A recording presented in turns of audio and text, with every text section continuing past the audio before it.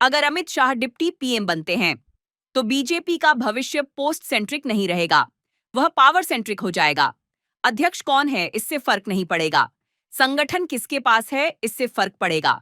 RSS क्या सोचता है उससे ज्यादा फर्क पड़ेगा कि सत्ता की चाबी किसकी जेब में है, और इस समय वह चाबी अमित शाह के पास दिखती है।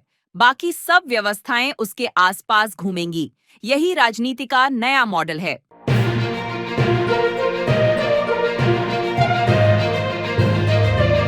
दिल्ली के पावर कॉरिडोर में इन दिनों एक सवाल बहुत तेजी से घूम रहा है। क्या अमित शाह भारत के अगले डिप्टी प्रधानमंत्री बनने जा रहे हैं? और अगर ऐसा हुआ तो क्या यह सिर्फ एक पद होगा या सत्ता की औपचारिक मुहर? क्योंकि राजनीति में कुछ पद कागज पर बड़े होते हैं और कुछ लोग ऐसे होते हैं जिनके सामने पद छोटे पड़ जाते हैं।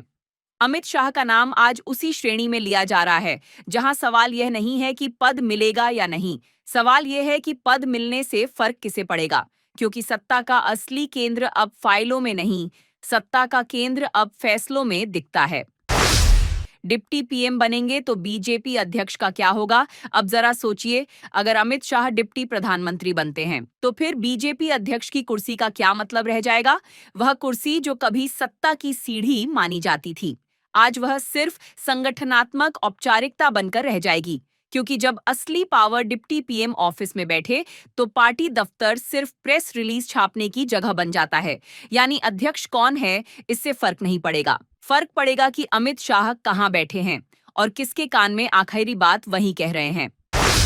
अमित शाह पद से बड़े नेता। सच तो यह है कि अमित शाह पहले भी ताकतवर थे, लेकिन आज वह सिर्फ ताकतवर नहीं, अनिवार्य बन चुके हैं। केंद्र सरकार के बड़े फैसलों में उनका दखल अब छुपा हुआ नहीं रहा। जो फैसले पहले प्रधानमंत्री कार्यालय से निकलते थे, उनकी रूपरेखा अब पहले अमित शाह के टेबल से गुजरती है। गृह मंत्रालय केवल कानून व्यवस्था का मंत्रालय नहीं रह गया है, वह राजनीतिक कंट्रोल रूम बन चुका है, जहां से राज्यों की सरकारें बनती और गिरती हैं, जहां से गठबंधन तय होते हैं और जहां से भविष्य की राजनीति लिखी जाती है। क्या आरएसएस भी अब सेकंड लाइन में? अब बात करते हैं उस संस्था की जिसे कभी बीजेपी की रीढ़ कहा जाता था, आरएसएस। लेकिन अगर अमित शाह डिप्टी पीएम बनते हैं और सत्ता का केंद्र पूरी तरह उनके हाथ में आता है तो आरएसएस की भूमिका क्या रह जाएगी? मार्गदर्शन देने की या सिर्फ समर्थन जताने की? क्योंकि अब फैसले विचारधारा से नहीं, मैनेजमेंट और कंट्रोल से लिए जा रहे हैं, और अमित शाह उस राजनीति के प्रतीक हैं जहां आदेश ऊपर से नहीं, सिस्टम से निकलते हैं। नरेंद्र मोदी क्या संदेश देना चाहते हैं? अब सवाल उठता है कि नरेंद्र मोदी इस पूरी तस्वीर में कहां खड़े हैं। राजनीति में कोई भी चीज संयोग से नहीं होती। अगर अमित शाह की ताकत लगातार बढ़ रही है तो यह बिना प्रधानमंत्री की इच्छा के संभव नहीं। यह एक साफ ही संकेत हो सकता है कि मोदी अपने बाद की व्यवस्था तय कर रहे हैं, और यह व्यवस्था किसी चुनाव पर नहीं छोड़ी जा रही। यह व्यवस्था सिस्टम में सेट की जा रही है ताकि सत्ता का ट्रांसफर झटके से नहीं, स्मूथ तरीके से हो। नेक्स्ट आफ्टर मोदी की स्क्रिप्ट दिल्ली में अब यह चर्चा खुलेआम है कि मोदी के बाद कौन, और इस सवाल का जवाब भाषणों में नहीं, स्ट्रक्चर में छुपा होता है। डिप्टी पीएम का पद अगर अमित शाह को मिलता है तो यह सिर्फ सम्मान नहीं होगा, यह उत्तराधिकार का इशारा होगा, एक तरह से पब्लिक नोटिफिकेशन कि अगली लाइन में कौन खड़ा है और कौन सिर्फ दर्शक है। फैसले कहां से हो रहे हैं? आज अगर आप सरकार के बड़े फैसले देखें तो आपको एक पैटर्न दिखेगा। राज्यपालों की नियुक्ति, मुख्यमंत्रियों के चेहरे, गठबंधन की शर्तें, ये सब सिर्फ प्रशासनिक नहीं है, ये राजनीतिक फैसले हैं, और इन फैसलों की चाबी गृह मंत्रालय के पास है, यानी अमित शाह के पास। और यही कारण है कि उनकी ताकत अब साफ दिख रही है। कैबिनेट में कौन कितना अहम? अब कैबिनेट की तस्वीर देखिए। कागज पर सब मंत्री बराबर हैं, लेकिन राजनीति में बराबरी सिर्फ संविधान में होती है। असलियत में कुछ मंत्री फैसले लेते हैं और बाकी फैसलों का बचाव करते हैं। आज अमित शाह फैसले लेने वालों की सूची में हैं, बहस करने वालों की नहीं, और यही उन्हें अलग बनाता है। यही उन्हें डिप्टी पीएम की कुर्सी के योग्य दिखाता है, या कहें कुर्सी को उनके योग्य बनाता है। बीजेपी का भविष्य पोस्ट नहीं, पावर। अगर अमित शाह डिप्टी पीएम बनते हैं तो बीजेपी का भविष्य पोस्ट सेंट्रिक नहीं रहेगा, वह पावर सेंट्रिक हो जाएगा। अध्यक्ष कौन है इससे फर्क नहीं पड़ेगा, संगठन किसके पास है इससे फर्क पड़ेगा। आरएसएस क्या सोचता है उससे ज्यादा फर्क पड़ेगा कि सत्ता की चाबी किसकी जेब में है, और इस समय वह चाबी अमित शाह के पास दिखती है। बाकी सब व्यवस्थाएं उसके आसपास घूमेंगी। यही राजनीति का नया मॉडल है। तो सवाल यह नहीं है कि अमित शाह डिप्टी प्रधानमंत्री बनेंगे या नहीं।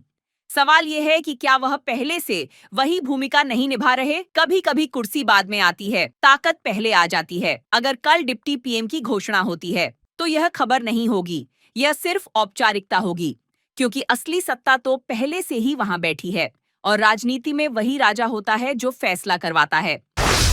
डिप्टी पीएम बनेंगे तो बीजेपी अध्यक्ष का क्या होगा? अब जरा सोचिए, अगर अमित शाह डिप्टी प्रधानमंत्री बनते हैं तो फिर बीजेपी अध्यक्ष की कुर्सी का क्या मतलब रह जाएगा? वह कुर्सी जो कभी सत्ता की सीढ़ी मानी जाती थी, आज वह सिर्फ संगठनात्मक औपचारिकता बनकर रह जाएगी। क्योंकि जब असली पावर डिप्टी पीएम ऑफिस में बैठे तो पार्टी दफ्तर सिर्फ प्रेस रिलीज छापने की जगह बन जाता है। यानी अध्यक्ष कौन है इससे फर्क नहीं पड़ेगा। फर्क पड़ेगा कि अमित शाह कहां बैठे हैं और किसके कान में आखिरी बात वही कह रहे हैं। अमित शाह पद से बड़े नेता। सच तो यह है कि अमित शाह पहले भी ताकतवर थे, लेकिन आज वह सिर्फ ताकतवर नहीं, अनिवार्य बन चुके हैं। केंद्र सरकार के बड़े फैसलों में उनका दखल अब छुपा हुआ नहीं रहा। जो फैसले पहले प्रधानमंत्री कार्यालय से निकलते थे, उनकी रूपरेखा अब पहले अमित शाह के टेबल से गुजरती है। गृह मंत्रालय केवल कानून व्यवस्था का मंत्रालय नहीं रह गया है, वह राजनीतिक कंट्रोल रूम बन चुका है, जहां से राज्यों की सरकारें बनती और गिरती हैं, जहां से गठबंधन तय होते हैं और जहां से भविष्य की राजनीति लिखी जाती है। क्या आरएसएस भी अब सेकंड लाइन में?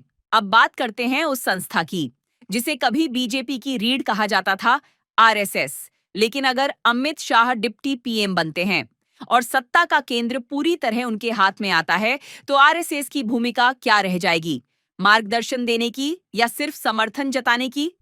क्योंकि अब फैसले विचारधारा से नहीं, मैनेजमेंट और कंट्रोल से लिए जा रहे हैं, और अमित शाह उस राजनीति के प्रतीक हैं जहां आदेश ऊपर से नहीं, सिस्टम से निकलते हैं।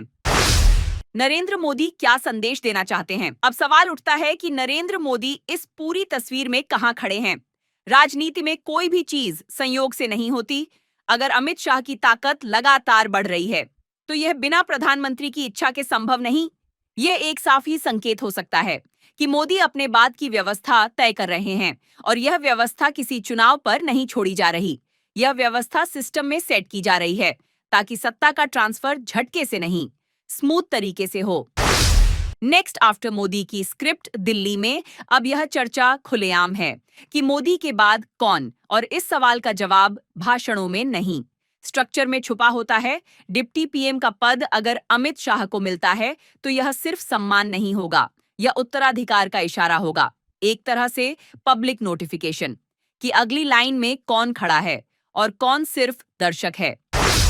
फैसले कहां से हो रहे हैं? आज अगर आप सरकार के बड़े फैसले देखें तो आपको एक पैटर्न दिखेगा। राज्यपालों की नियुक्ति, मुख्यमंत्रियों के चेहरे, गठबंधन की शर्तें, ये सब सिर्फ प्रशासनिक नहीं है, ये राजनीतिक फैसले हैं, और इन फैसलों की चाबी गृह मंत्रालय के पास है, यानी अमित शाह के पास। और यही कारण है कि उनकी ताकत अब साफ दिख रही है। कैबिनेट में कौन कितना अहम? अब कैबिनेट की तस्वीर देखिए। कागज पर सब मंत्री बराबर हैं, लेकिन राजनीति में बराबरी सिर्फ संविधान में होती है। असलियत में कुछ मंत्री फैसले लेते हैं और बाकी फैसलों का बचाव करते हैं।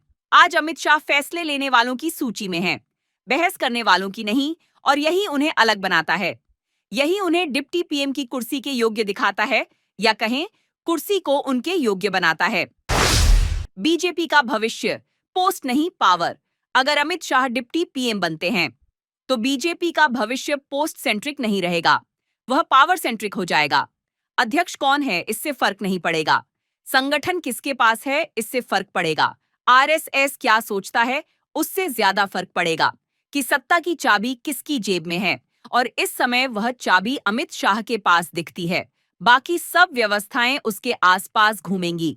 यही राजनीति का नया मॉडल है। तो सवाल यह नहीं है कि अमित शाह डिप्टी प्रधानमंत्री बनेंगे या नहीं, सवाल यह है कि क्या वह पहले से वही भूमिका नहीं निभा रहे। कभी कभी कुर्सी बाद में आती है, ताकत पहले आ जाती है। अगर कल डिप्टी पीएम की घोषणा होती है तो यह खबर नहीं होगी, यह सिर्फ औपचारिकता होगी, क्योंकि असली सत्ता तो पहले से ही वहां बैठी है और राजनीति में वही राजा होता है जो फैसला करवाता है। और आप हमसे जुड़े रहने के लिए सब्सक्राइब करें YouTube पर, फॉलो करें Twitter पर और लाइक करें Facebook पर। और ज्यादा जानकारी के लिए आपको टाइप करना होगा सिर्फ न्यूज नशा।